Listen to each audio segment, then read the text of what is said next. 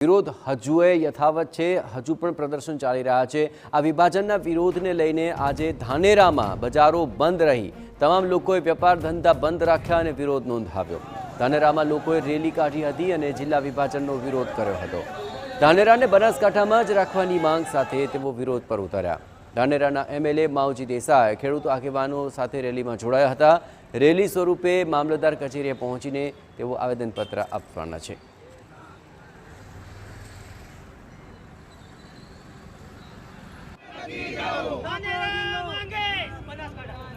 જિલ્લાના વિભાજન બાદ તાલુકાઓમાં નારાજગી છે। ખાસ કરીને ધાનેરા, કાંકરેજ અને દિયોદરમાં વિભાજનનો વિરોધ ચાલી રહ્યો છે। ત્રણેય તાલુકામાં લોકો વિભાજનના નિર્ણયના વિરોધમાં છે।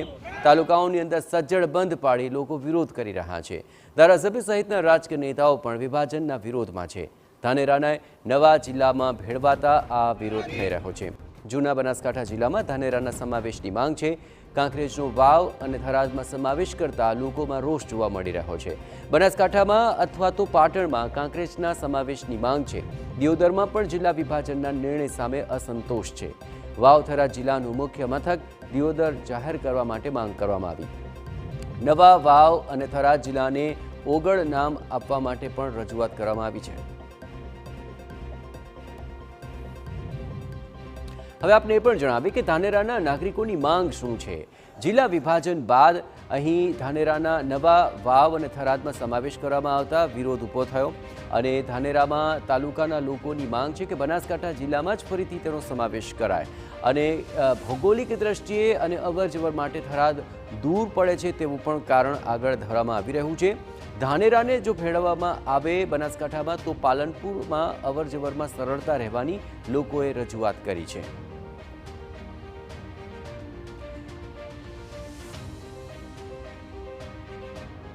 હવે દિયોદરના નાગરિકોની માંગ પર જરા નજર કરી લઈએ તો અહીં વાવ અને થરાદમાં ભેળવી દેવા સામે લોકોમાં નારાજગી છે। બે તરફ સતત બીજા દિવસે વિરોધ નોંધાવાયો અને વેપાર રોજગાર બંધ રાખી લોકો રસ્તા પર ઉતરી આવ્યા।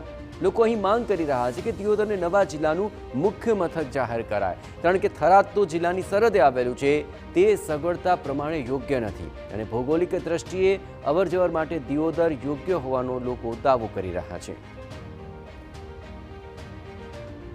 ત્યારબાદ કાંકરેજની વાત કરીએ। અહીં આ આક્રોશ સાથે વેપારીઓ ધંધા રોજગાર બંધ રાખ્યા અને વિરોધ પ્રદર્શનમાં જોડાયા।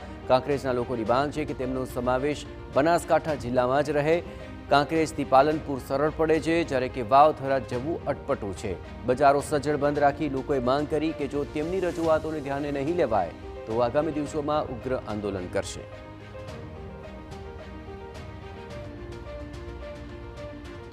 ધાનેરાને જ્યારે થરાદ જિલ્લાની અંદર મૂકવામાં આવ્યો છે ત્યારથી સમગ્ર ધાનેરાના લોકો, સર્વ સમાજના લોકો અને આજે આ હિત રક્ષક સમિતિ બધાએ ભેગા મળી અને આ વાતને વખોડી કાઢી છે અને બધી પ્રજાને પાલનપુરની અંદર રહેવું છે એ માટેની બધાની માંગ છે। એના માટે આજે સમગ્ર ધાનેરા જડબે સલાક બંધ પણ રાખ્યું છે। બધા જ સર્વ સમાજના લોકોને હિત રક્ષક સમિતિ જોડાઈ છે અને આ માટે આવનારા સમયની અંદર બધા લોકો મોટું આંદોલન પણ કરવાના છે।